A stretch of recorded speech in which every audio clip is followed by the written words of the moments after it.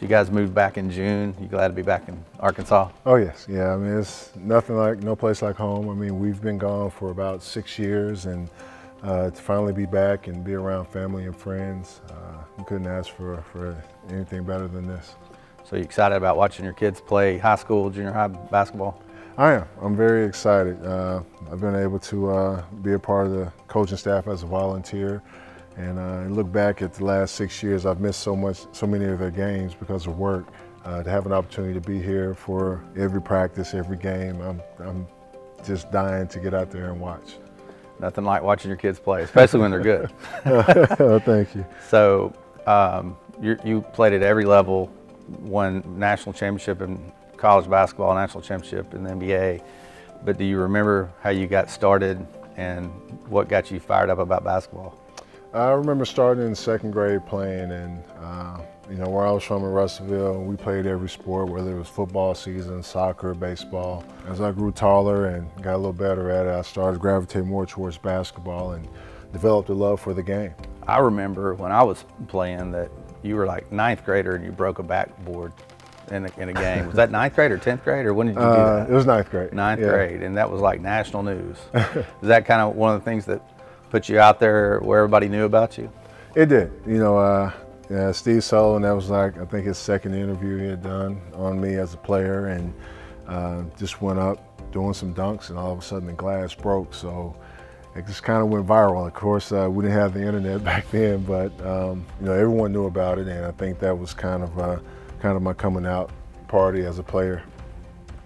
So what would you, now being out and, you know, coaching young kids, what would you tell an aspiring young athlete, you know, give them some advice, just a couple of things that would help them get to where they want to be? Yeah, number one is always your work ethic. You know, basketball, the game has evolved so much, and it continues to evolve each year. You have to stay in the gym, you have to continue to work on your craft and become the best basketball player that you can be, skill-wise. The other thing I would tell them is to be coachable. You know, there are coaches that are putting in the time to help you become a better player. Sometimes it doesn't always fit what you think, but if you're coachable, you'll be able to learn from that coach and be a better basketball player. And the last thing would be is accountability. You know, when you're on that court, do your job.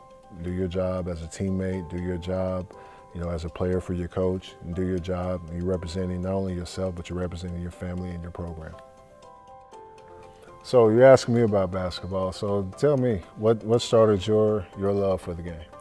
Well, my dad was a basketball coach in a small town in South Arkansas, and so from the time I was like 5 years old, you know, I'm in the gym with those big, tall guys and watching them play, and we didn't have video games and all this other stuff, so that's just what I did. I went to the gym with my dad and looked up to those older guys, and I wanted to be like them. That's good. So what part of your passion made you decide to build this type of facility?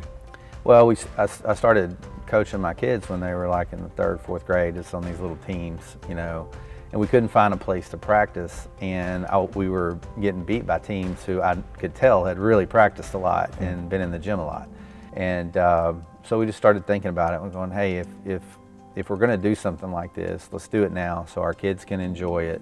I wanted there to be a place where if a kid, like your kid and my kids who are, you know, geeked out and fired up about basketball, that they can just go and work out all they want to work out, they can shoot all they want to shoot. Nowadays, the coaches can't just leave the gym open. Back when we were growing up, they probably gave you the key. I wish. But at least they leave the gym open and then they come later and lock it up. They didn't worry about it. Nowadays, the kids can't get in and shoot. And so we wanted to offer a place not only where we have some of the best trainers in the area, but also where you could work out your travel team and where you could work on your game. So your kids, you talked about them playing basketball. So how does it feel? I know how I feel when I watch my sons play the game. How does it make you feel to see your kids have the same passion for the game of basketball? Well, first of all, it's really exciting when they play well, and when they don't, it's a bad night, right? Oh yeah. So I'm sure that's the same way for every parent. But what fires me up is, you know, my daughter's now in the 9th grade, and she works out 2-3 hours in the afternoon, even after she's practiced at school here. and I can tell it's her idea. I'm not telling her to do it. And so it's exciting when they kind of get on autopilot and it's their dream and it's their desire to be really, really good. And when they listen to us and realize, okay, you put all that time in and then they start seeing the results, then they want to put more time in. Right. I'm with you on that. Yeah. That's exciting. All right. So I know your kids, my kids, they come here and they work out and play, and some of the other travel teams and high school kids. But do you have any like college guys that come out, or former college athletes, professional players that come out and use this facility as well?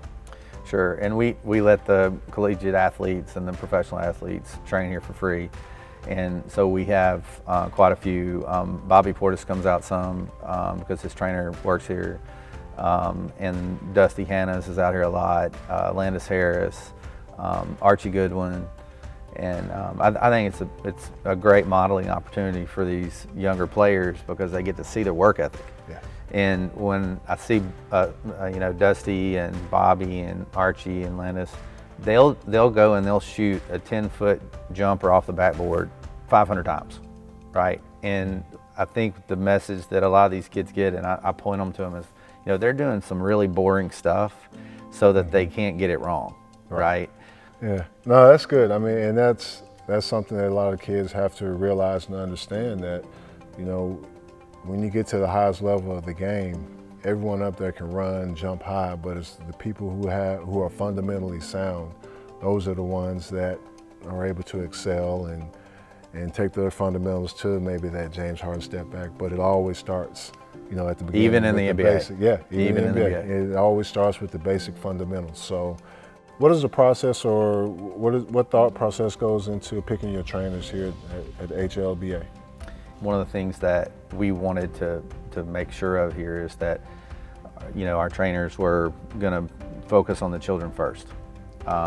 We pay them, they work for us full time. It's not on a commission base or anything like that. So the people that work here, you can tell how locked in they are in developing relationships with the kids and trying to help them get to the next level and being really honest with them about what they need to work on. We're very positive in how we approach it. In the immediate future, where do you see HLBA in the immediate future? What are you trying to reach? Well, we spent the last 2 years really trying to figure out what Arkansas needs in the way of a basketball training facility and travel team program. You know, we're going to have some really high-level athletes in here training and playing on our teams, but we also want to provide a place for people to play that are not a 9 or a 10 out of the 1 out of 10 scale, right? So everybody provides resources for kids that are the elite athlete. But we want to provide skills to the elite athlete and those kids that are just beginning, that want to learn the game, and those that may not, you know, make the high school basketball team but just love to play basketball. I think basketball is just so fun, and we want to, you know, create an environment where kids can come work out, play 3-on-3, have all kinds of activities that they can do around basketball. But we're going to have, you know, some really, you know, really good elite basketball teams as well. Like our 9th grade girls group that's really good. They've been together for 5 or 6 years, and they text each other, talk to each other all year long. It's not just during the summer. So we want to create that family environment and slowly add to those teams so that we don't mess our chemistry up. Wow, that's good. I mean, it sounds like a lot of fun, especially offering the game of basketball to so many people at different levels. I mean, even if they don't play after college or high school, I mean, just having a healthy lifestyle of being active and playing the game of basketball, it doesn't matter what level you are, you can always have fun and go out and shoot hoops. So those are some of your short-term goals. What are some of your long-term goals? What do you see in the distant future, say 10 years from now? Well, I think one of the things that's also missing with a lot of the travel programs is there's, you know, they go away. They're there for 3 or 4 years, then they're gone, right? And I think what we want to try to accomplish here is a legacy when I'm gone, that where, you know, HLBA is here. We've got kids coming back that played on the teams that are there for a long period of time. I think that's what's missing, is there's not a known quantity that's always there in travel basketball. And so that's why I'm recruiting all these really well-known coaches, high school coaches, college coaches, retired college coaches, that will help us make sure we build this the right way and we do it in a quality way, and we're focused on, you know, improving the game for the kids, whoever they might be, improving their skill level so that they want to come back and help when they get older. You know, let's say hey, I really want to coach, but I can't coach because I'm doing something else in life. You know, I'm a banker, I'm a whatever, but I want to coach. Well, there's not enough of those people that know the game of basketball who come back and coach now, right? We have a lot of dad coaches, mom coaches, and the truth is those people would be okay with not coaching. It's just not enough coaches. So we're trying to create an environment where they don't have to do that and they can sit in the stands and watch it, but really trust what's going on over the bench and in practices and the development of their child. Corliss, thank you for your time. Man, it's been great talking, and look forward to seeing your kids play and everybody else around here in the near future. I appreciate it. Thank you as a former basketball player and as a parent. Thanks for having this type of facility. Me and my family will definitely be here using it, utilizing it, and I'm looking forward to seeing good things from here. Awesome. All right.